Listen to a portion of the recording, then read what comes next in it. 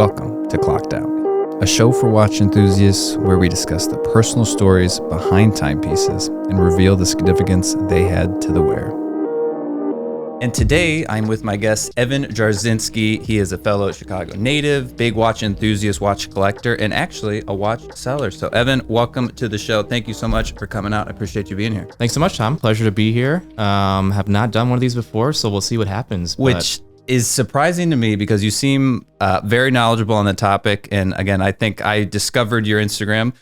People that just noticed what popped up underneath us can probably figure out how I came across your Instagram, but to find that you were a Chicago guy was a really cool thing. And then going through your website, it is really a curated collection of just like immaculate timepieces that are kind of off the beaten path. And so I'm sure we'll dive into that a little bit more as this show goes on. But Evan's a real G, man. This is not your first rodeo, and you're definitely not a vanilla watch collector by any means. All right, I appreciate that. Yeah, excited to talk about some of the pieces I have here today in my personal collection. Excited to talk about how I've gotten into watches and what my journey has been. So I usually like to start with, what was your kind of first experience with watches? Was it a family thing, or how did you to get into watching? So I don't know if it wasn't specifically watches, but when I was, little, growing up, my grandfather had a bunch of clocks, grandfather clocks, chime clocks, wall clocks, mantle clocks, just a bunch of these antique clocks in their home. And so every time me and my siblings would go over to my grandparents' house, there would just be this like chorus of ticking and chimes, and you just couldn't escape it. And it was all very magical, I think, as a kid growing up and walking into that setting.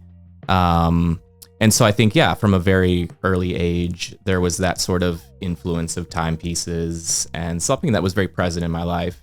Was he into watches himself, or was clocks? I don't know if the clock world and the watch world don't. I think it was mostly clocks. He also had some pocket watches, which some of those have been passed down to the grandchildren. I have one as well, but I don't know as much about wrist watches. I don't think he collected those as much. Gotcha. But it was just a ton of clocks, and I think he had a shop downstairs where he would repair them on his own. So he was cool. very invested in it. It was definitely his like hobby and his passion. In childhood, it's not like I had a particular watch, an iconic watch that I like had as a child. I know you hear some collectors talk about that. I think I had just some standard Casio that lit up, and that was what I loved about it. I would fiddle with like the glow in the dark function, and that was amazing, but it's not like I would wear it every day or anything. I feel like my first actual like watch purchasing experience was in college. So for my 21st birthday, I was, starting to think about what's after college, starting to think about working life, and felt like that was a good time to buy a watch. That was what you do, right? Coming of age, part of being an adult. My dad had a watch that he wore every day. And so, having one felt like a logical step. And I remember going into a Macy's and browsing around, and I noticed the Bulova section and the Scoggins section, and those were the ones that like stood out to me. Okay. And I think it might have been my design background of the pieces in particular were more minimalist, simple, clean dials, etc. But I ended up browsing around for a half hour and came out with a Bulova, and I think it had like a couple registers for the day and date. But that was my first actual watch purchase, and I wore that every day for the rest of college and even a little bit beyond college. And that was my one watch. I never thought about owning more, never felt the need to have more. It checked that box. It was my watch. It was the one thing I needed, I felt like, in adulthood, and had that. It wasn't until after college that I started to, get a sense and get a taste thought for some finer that things. maybe I could buy another watch. It is possible to own two. It is possible to own two. I began to open up to that idea. And part of it was, having a job, having, a steady income, a little bit of expendable income. And I remember it was one of my friends was getting married, one of my first friends from college. And so in advance of that, I wanted to buy another watch. And I think at that time, Daniel Wellington was pretty big. I don't know if they're still big, but that was kind of what I naturally like went towards. I was just searching on Amazon, nothing like really intense in terms of research, but I was just like, get another dress watch for the wedding. And happened to buy that Daniel Wellington, wore that to the wedding, got a couple compliments on it, loved it, began to embrace this idea of having a couple watches in the collection. I think it was at that point that I really did like a deep dive into watches. I think every collector can kind of point to that moment or time where they really got into it. And, you know, from there it was getting from that tier to the next tier, which I would consider like Swiss entry level watches. Sure. You know, the starting place for me to get it, you know, into that world, not completely into it, but like to start towards that was Hamilton. Of course. And I got I think it was the Field Khaki Auto was like, I feel like my first luxury watch purchase. And that was a good choice. Yeah. Back in 2016 or whatever. And then from there was a Max Bill. And then from there it was the Nomos, getting into the Nomos game. It became about like finding, you know, the best watch for your money under a certain price point. Yeah. In that like 1,000 range, there was a lot of players in that space, and Nomos was a big one. I think some of the Grand Seiko Quartz offerings were also in that sphere, and what I was like kind of leaning into. And so, it started to progress into those pieces, and then it's just like gradually like building on top of that, moving to the next price. And it's like, it wasn't so much like that was my goal. It was just naturally what was happening as I was discovering new pieces and curious about them and wanting to experience them. And that's kind of where we have the entry into, I feel like the first watch I have here, the oldest watch in my current collection, the IWC Mark XII. And this was kind of a period where I was, maybe my tastes were leaning a bit more vintage. The vintage Rolex Datejust was kind of my first entry into the vintage world. There was, you know, I was on Instagram by this point, but I didn't have my account yet. I was just on my personal account, but following a few collectors, and like they were super into vintage, and it was rubbing off on me. It was like incredible, and I wanted to experience that. And so there were a few kind of different pieces around this time of my collecting that I had bought. But this IWC for me was like the IWC to get, because it has all the, you know, the iconic characteristics and features of what I think, you know, makes IWC what it is. It's the classic pilot design. It's based off of the Mark XI, which is an iconic watch in IWC's history and the history of the military defense as a commissioned piece. And so this one is kind of the IWC's civilian example, if you will, of their iconic pilot's watch, the first one. And since then, there's been, you know, additional Mark series watches that have come out. It's got what I love about vintage watches in that patina, that charm of the yellowing of the tritium, that classical sizing, right? 36 millimeters in diameter, which for me is a perfect size for a sport watch. It's got a thinner profile as well. And yeah, it just ticked a lot of boxes for me. And the really special thing about this watch, and anyone who's tried it can attest to this, is the bracelet. It's just incredible. It's a beads of rice style bracelet. Feels like silk. It's just so smooth and conforms so well to the wrist, and it's very delicate, but also like very sturdy at the same time. Yeah. And so it's really one of those bracelets that you just have to have on the watch. Like I think I wore this piece with a NATO for the first couple months, and you know, went back to the bracelet. And I was like, I cannot take the bracelet off. It's just like meant to be on this bracelet. It's so good. Well, and I think that with when it comes to vintage watches, the bracelet or, you know, whatever it's on is usually a more telltale sign of its age and such like that. And I think that mesh bracelets or this style of thing is more of a historic thing. I feel like we don't see a whole lot of new watches rolling off with this sort of stuff. Maybe I'm wrong on that, but such a cool thing. And I feel I've been interested in a couple of IWCs, and I feel like they're, I guess, doing the faux patina just built in now, which I personally like with watches, because again, I have an interest in that vintage look without actually going back and such. But this was not in fact, this is true actual aging, patina. Okay, yes, wow. It is. And it's funny because I had owned a different reference before this, and this was like a progression from that, but it was the reference, I think, is 3741, or it's a quartz version of kind of the Mark series, but it's a chronograph. But it has a similar dial, and some of them have the same like yellowing of the tritium, and some of them are super luminova, depending on, you know, what year and if it's been replaced by service.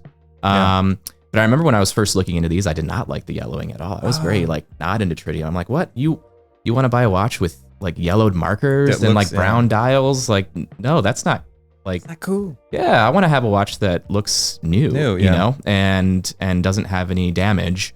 But then I slowly came around to it, and now I love it. It's just, it adds warmth to the dial. It's, you know, it's like a telling of its history and its aging. And, you know, I wouldn't have it any other way. I just love this piece, and it's one of my daily wears. It's the watch I'll bring when I travel, and it's served me very well, and I feel like I'll continue to own it and enjoy it.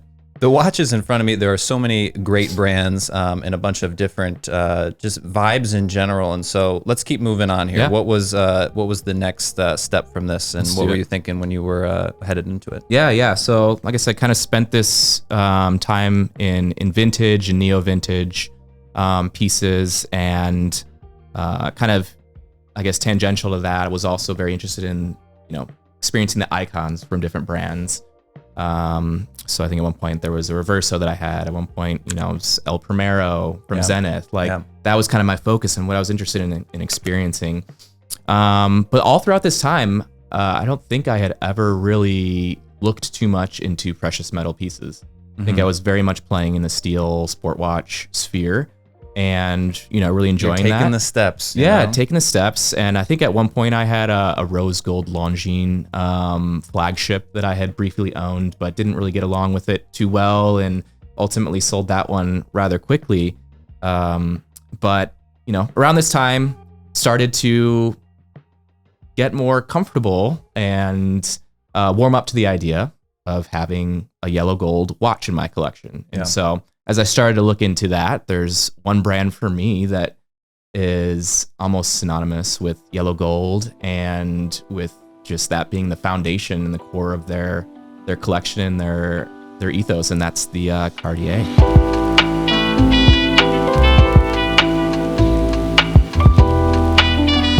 You have a lot of smaller watches here, but this thing is just sleek. The gold on green, I feel like, is super trendy right now, which may be planned, but such a beautiful color combo. And so what was it? I assume you were, I mean, the history of Cartier goes back super far, and there's tons of different references and stuff like that. There's bigger versions, smaller versions. What was it about this one? Yeah, I think it was, again, I was still very much in that vintage sphere, and this is sort of from the 70s, so it's still in the vintage realm, and the smaller sizing, very, very revered. And I think this is kind of where I started. There was also the tanks at the same era, but I liked the case shape of the Santos Dumont a little bit better. Felt a little bit more sporty to me with the squared shape and the bezel treatment with the screws around the edges. So yeah, I think I was just drawn to this one. There were a couple of collectors, very influenced by Instagram in those days. There were a couple of collectors who had some, and I was just like, man, that looks so good. And I had never tried one on, and I bought one via an auction and hoped that I would like it. And I did. I did very much like it. There's this one in particular has the Paris dial, Paris lacquer dial. And I think that was signifying that this was sold out of the Paris boutique. Whereas like the Swiss dials came out of the US boutiques, the New York boutique. So yeah, special reference, special example with that dial. Sometimes these dials crack over time. Sure. But this one's generally in pretty good condition. Yeah, I love this piece. It's so thin. It's under 5 millimeters thick. Yeah. Incredibly thin. It feels so light for being yellow gold. And it just wears, for me, just so effortlessly. I can throw it on, wear it with any outfit. It'll fit under any shirt, any cuff. And it's just a fun watch to wear. I think I maybe enjoy this one the most in terms of when I'm just wearing it and looking at my wrist, and like, it's so small, but it's so good. And it really opened me up, not to just gold pieces, but smaller pieces too. Like, we're getting into, this is 27 millimeters. So we're getting into the sub 30 millimeter range, which for a lot of people is like off limits. Tiny. And for me, it was small at first, but it's grown on me, and a very, very cool watch. First precious metal watch, aside from that Longines that you talked about. And so such a cool thing. But so far, I'm seeing no complications. And I know we have some more interesting stuff on the table here. So what was the step from this to the next piece? Yeah. So I think this was a 2021 purchase, and so I'm just trying to think timeline wise, what would be next, or whatever you want to talk about. Yeah, next. yeah. No, we'll go in order here because I think there is a progression in it, and hopefully it all makes sense. But the next piece we have here that we'll talk about is the Vacheron Constantin Overseas.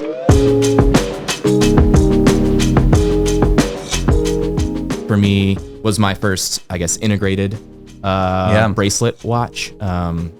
For a while, I didn't really like the concept of an integrated bracelet. I preferred something that you could change the strap out and, had a little bit more flexibility with. I sometimes thought it kind of looked a little awkward with the bracelet extending all the way to like the edge of the case. Yeah. But this one, I made an exception for just because the dial on this one, it's a kind of a salmon copper. I was about to say salmon. Yeah. Did they have a name for it? Yeah. I don't know if they referred to it as salmon when it was launched. They might have referred to it as copper, but it's kind of like both, and depending on the lighting and whatnot. But it's, they had a couple different dial variations. This one is from the 1990s. It's their first generation of the Vacheron Overseas. Mm-hmm. Obviously, there was the famous 222 that came before this in Vacheron's history. What is with people coming back? I mean, not that it's not cool, but it does seem to like have such a presence like online that it is. I mean, maybe it's just a goated thing that I was not familiar with. Again, super cool, but I feel like I've been seeing them like trending more and more. Yeah, I don't know if it's just that that recalling of history and things cycling and like people getting back to what was Vacheron's first, integrated sports watch. And this one obviously came later, but they're very cool pieces. I would love to own a 222 at some point, but they're a little bit out of my range right now. So this is what I have here instead, and absolutely love it. It'll do for sure. Like I said, this is the first generation of that series. This is the mid-size option. There were a couple different sizes that they produced it in. There was a 37 millimeter jumbo. There's this 35 millimeter mid-size, and I think they had a smaller version as well in, I think, auto and quartz. I think these were all made in auto and quartz. So this is an auto version, of course, and yeah, just absolutely incredible. The bracelet is just super thick and robust on this, and it's very tight. I don't know if this is just an exceptional example or if they're all like this, but like it's just really, really well crafted. It has, a thinner profile again. I think it's 8 millimeters thick. It just wears very well, and I got it after trying it on like the integrated, bracelet thing, and it just works. Well, and one thing that hopefully we'll show across on camera with some of the B-roll that we shot is just how pristine everything really is. And it's all of these are decades old, but really in stellar condition. And I assume that you were very meticulous when picking these sorts of things out, but I'm sure it's also a good reflection of your ownership that that you very much take care of them. And I assume, preserving the history that are these watches is something that's important to you. Yeah, definitely very important to me. I'm certainly not looking for new old stock examples for the pieces that I buy, but trying to find them in good condition, honest, original, not overly polished. There's telltale signs for all that stuff, and I definitely, see it and avoid it. This one didn't necessarily have that. It's got scratches, it's got wear, that's fine. That's part of the age, but nothing major. Yeah, it's a really nice piece and has a lot of weight to it. And yeah, these first generation Overseas are relatively, I feel like, undervalued, overlooked relative to the Royal Oak or the Nautilus of the other, Holy Trinity steel sport watches. Yeah. And I feel like Vacheron is one of those brands that, like Plenty, is not quite at the table, but is at like in the sidebar, kind of trying to peek their head in a little bit more. And I think that I'd like to see that change again. This is the first Vacheron we've had on the show, which is really exciting. But you also just don't see that many in the wild. Again, you see a lot of other stuff, but Vacheron I feel like is a brand that's kind of often slept on, and probably a slept on brand throughout history. Yeah, for sure. And it's incredible. The quality is definitely there, for sure. So I very much enjoy this piece. All right, where did we move from here? Yeah, so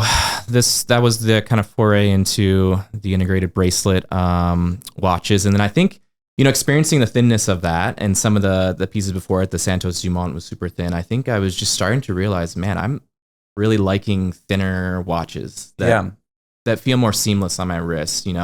I wasn't getting along as well with watches, that had thicker cases, some of the more sporty models that I had owned, even some of the vintage pieces, just were feeling too thick over time, and they were beautiful pieces, and the size was good, but the thickness was starting to. I took my brick off as I was wearing my Marathon today, and I don't know what the height or the overall. I think it's a 41, but that thing is kind of a beast, and I have leaned into your philosophy that I think, as we were talking about off screen. Hopefully, I'm going to buy a watch from Evan one of these days here, and I hope it is something small and thin. Yeah, well. That's definitely where my kind of interest and where I'm looking right now. So I'm sure I'll find something and be able to get you something. So it'll be exciting. But yeah, my tastes were sort of shifting, and I think a lot of the vintage pieces that I owned were on the thicker side. You have the acrylic crystals, which adds a lot of height to them, right?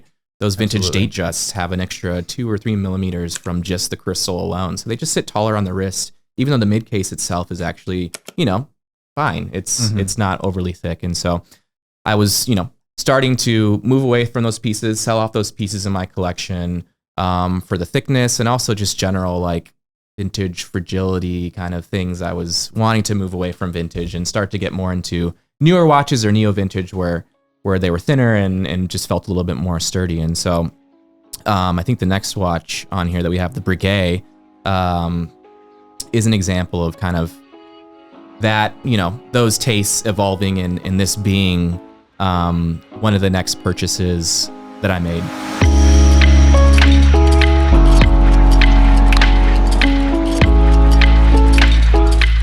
This is the Classique Day Date Moonphase. I don't know if there's a more specific name for the reference. It's literally just listing out the complications of it. But it's a piece from I think the late 80s, early 90s. Designed by Daniel Roth when he was at Breguet. Obviously, Daniel Roth went on to become a very important player in, of course, the independent watchmaking game. But he had a storied career at Breguet, and this is one of the more iconic pieces that he designed. It calls back a kind of very old pocket watch design that Abraham Louis Breguet had crafted way back in the 1800s or whatever. And so Roth pulled from that design and put it into wristwatch form, among a couple other references. But this one for me just stands out amongst those for just the pure like harmony of the dial and the open space. It's just beautiful to me. You have the engine turning of the dial, the detail, the contrast with like the brushed concentric circles on the hour marker ring. You have the little cutouts for the date wheels and the champagne date wheels themselves, which are not patina. That's actually like how they came. Kind of this like yellowish champagne. Yeah, it's just like it's so much put together, but in such a harmonious way. Some of the other Roth pieces from that era are a little bit more asymmetrical, and they break the lines of the dial. And this one for me it's just perfect. And so.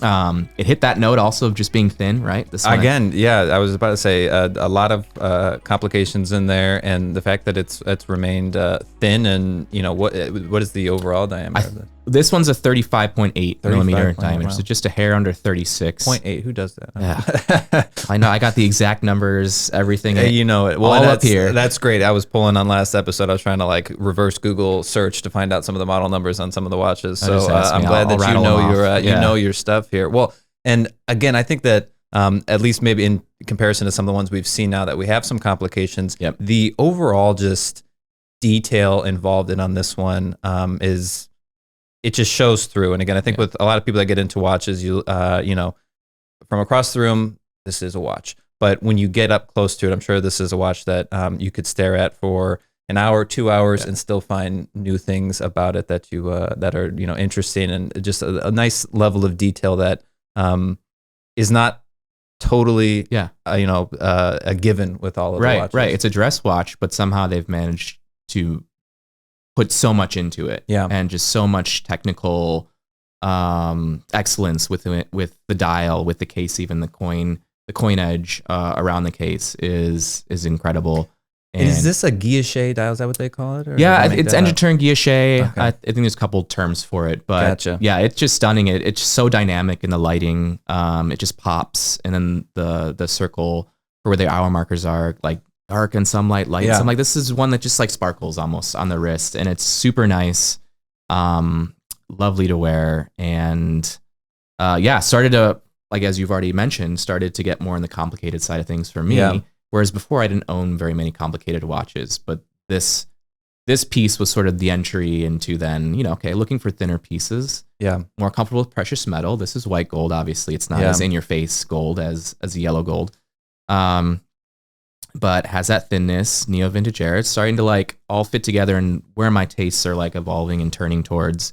And be happier with this particular one. Well, and as you should be. Again, I think that if this was a larger diameter or something that was on a more modern case size, I feel like it wouldn't, even if it looked about the same, had the same complications, stuff like that, just wouldn't feel quite as special. I feel like there's something with watches that for a lot of them, it's unfortunate that a lot of the beauty and the craftsmanship is almost sheltered by the watch itself. Yes. And for people that are like, oh, this, for this IWC, for example, it's the mechanical movement on the inside is so beautiful and so cool, but is kind of hidden behind stuff. And while this isn't skeletonized or anything like that, you can just tell that there's just so much more going on and appreciate it, again, just from an overall quality perspective that you can't do with a lot of other watches. Yeah, and there were versions of this that had an open case back in a highly decorated movement. The 3337, which is incredible. Maybe eventually I'll find one of those and kind of swap them out if I ever can. But for now, I'm more interested and excited about just the front of the watch, and the dial itself is just so beautiful. And like this was my first, not my first Breguet, sorry, my second Breguet, but it was it just reaffirmed the quality that I think Breguet has, and like they really excelled at this game amongst other kind of brands. Well, let me ask you this too. I feel like I don't want to say hesitation with complications is the winding and things getting out of sync. And I know that setting this is probably, not a pain in the ass, but probably a little bit more to it. Do you keep it on a winder? Is this a special occasion? Is it when you want to put this on, you got to spend 20 minutes to get it going? Or? Yeah, no, it's not that involved. I do not have a winder. I don't think I've never owned a winder. And I have a rotation of watches here, so it's not like I'm able to wear the same watch every day and keep it going. Mm-hmm. This is an automatic, so you could keep it going as long as you were wearing it every day, or if you had a winder. But yeah, for me, I'll wind it the morning that I want to wear it. And there's little pusher buttons for the day and the date, and also the Moonphase. There's 3 buttons around the case edge. Mm-hmm. And so I have a little tool, and I'll just, basically press it in. And there you go. It takes a little bit of time, but it's not the end of the world. Yeah. And it's all part of the experience of owning this piece. And some days I won't even worry about setting them, because at the end of the day, who's going to, come look very closely at your wrist and notice that the day is off. For me, I'm more so checking the time than the date on watches. I just think the additional complications are cool, and they add to the flair of the piece, and they speak to the level of craftsmanship and some of the innovation that these watchmakers were doing right around this time in the 80s and 90s. As a response to the quartz crisis. That sounds about right. Well, so which one are we moving to next? We will go to the Blancpain, actually.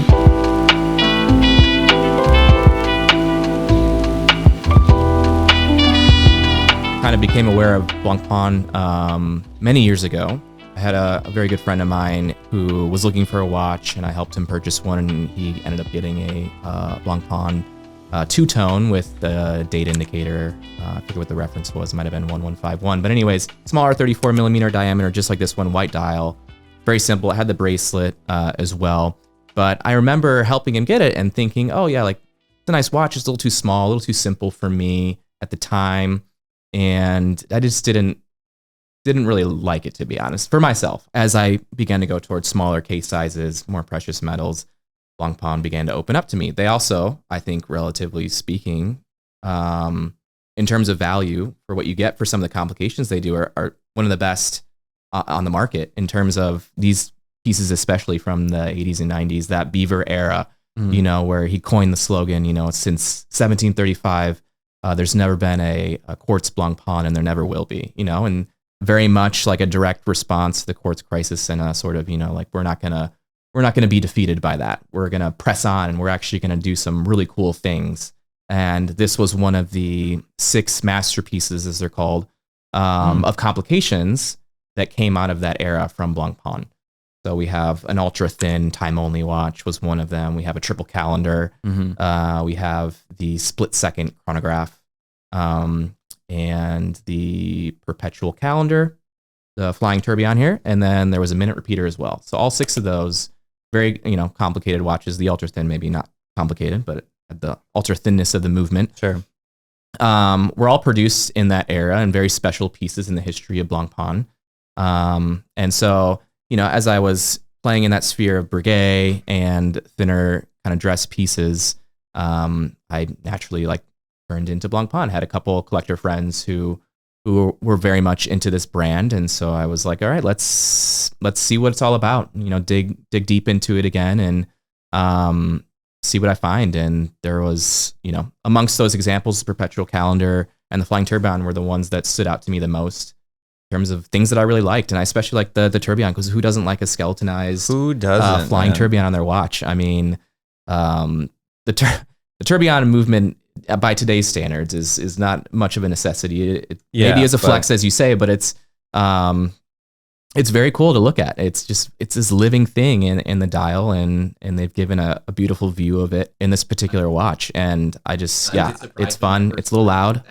It did surprise me when I first got it. I was asking a couple of people, I was like, hey, people who've owned the watch before, I'm like, was this noisy when you had it? Is a tourbillon supposed to be noisy? It was my first one. And I hope it's such a cool thing, again, especially when you know what's creating the noise. It's like, it's totally great. It's a thing that I've enjoyed about it, and it's been nice just having it here ticking. One thing I wanted to know is, I think I saw that it is numbered. Is this numbered as in numbered? Yes. Okay.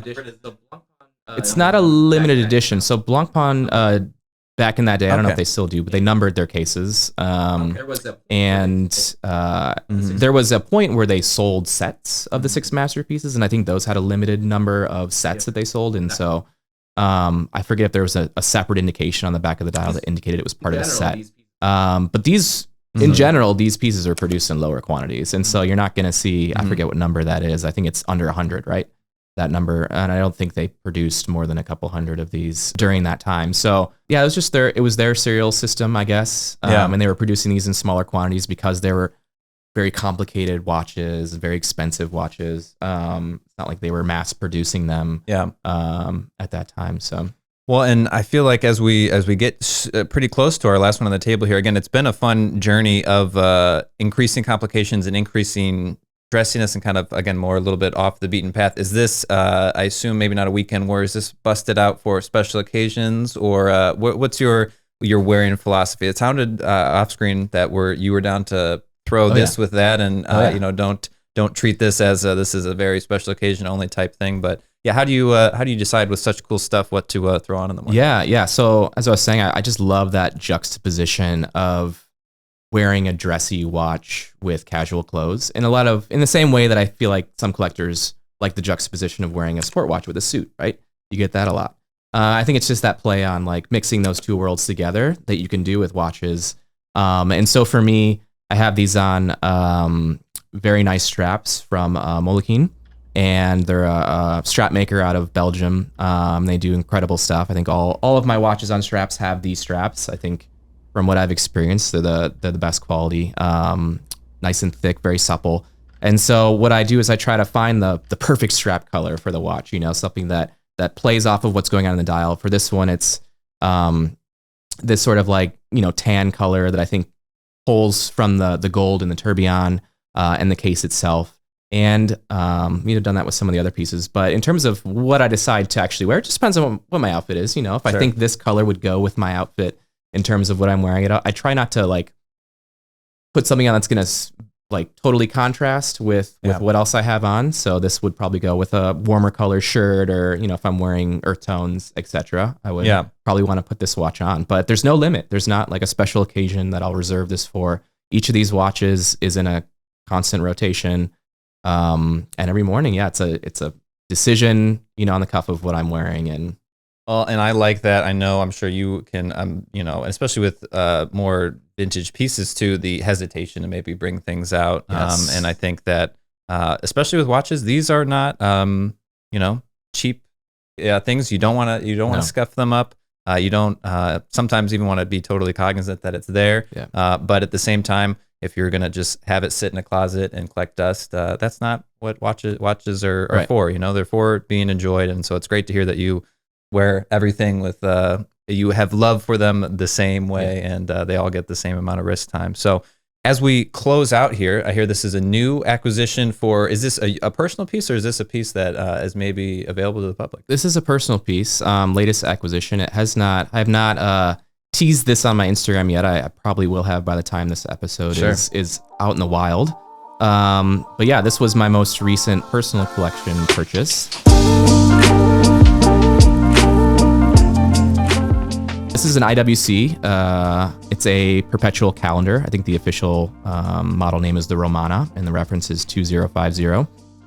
They were made in yellow gold and platinum, as we see here. So it's got a nice heft to it with the platinum. It's still pretty thin. I think this one comes in under 7 millimeters. It might even be closer to 6 millimeters thickness. It's just super thin for a perpetual calendar. And I think at the time it was released in the mid 90s, it was the thinnest perpetual calendar at the time. Yeah. And so IWC really created a technical marvel. That's fine with this piece. Don't worry about it. I had worse happen to it that I'll get into. They really created a technical marvel just in how thin it is. And also the movement that's inside, while not the most decorated movement, and there's no see-through case back, it is pretty incredible in terms of the innovation.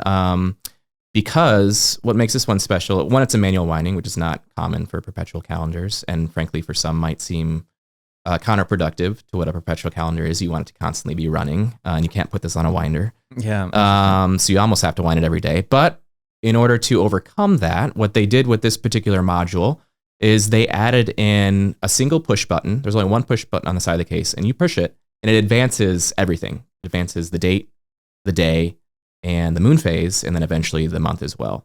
So it's able to advance all of them, where normal perpetual calendars have a button for each of those. And so really an ingenious solution. And for me, actually very practical, because like I said, I have a rotation of watches. I maybe wear this once every week or two. So it's going to get out of sync. I'm not going to wind it every day. So it's very easy for me just to press the button in a couple times and get it back up to sync versus having to press, 10 times on each button to get everything all synced up. So it's really cool. It's really ingenious. I don't know if any other watches have that feature, but it was definitely at the time very cool and still is to this day.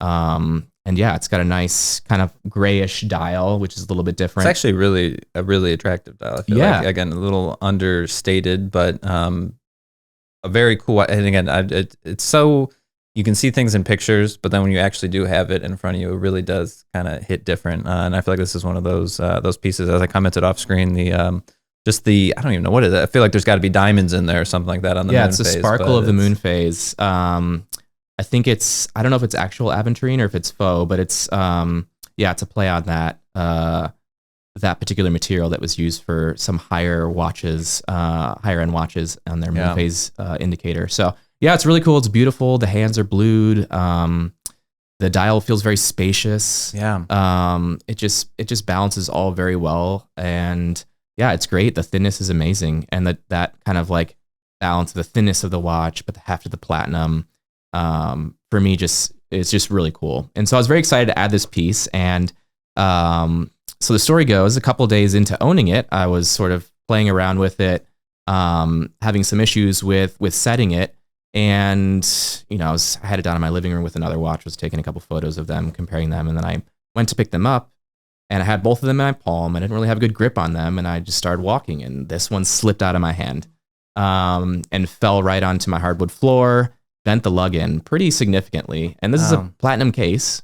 So it bent the platinum in. And from my perspective, it was just like, I was stunned. Yeah, your heart did not know what to do. I'd not ever done that before with a watch, let alone punch a hole in the wall. Let alone a watch of like this pedigree. And I was just like, so upset with myself and really just so regretful, and it bothered me. And I was just like, how am I going to fix this? Like, I'm going to have to just buy a new watch. Like, there's throw it in the bin. It's done. Yeah. Like, I might as well throw it away. I mean, obviously that were like the extreme thoughts, but like in reality, it's like, okay, I'm going to figure out how to fix this thing. And, there's two options. I could try to find a person who works with platinum and could straighten the case out and do the best they can, or I could send it to IWC and see what they can do. And I felt like that was the good place to start. why not send it back to the manufacturer? This piece doesn't have tritium on the dial or the hand, so there was no fear of them replacing those parts. Yeah, I was about to say, yeah, I won't send to a manufacturer if it's like an old tritium watch, because I know they'll replace the parts and I don't want that. Yeah. But this one didn't have that issue. So felt fine just sending it off to them and hoping that they could do something, anything. And like either way, I'm sure the bill is going to be high because it's a platinum case. So I'm going to pay for this.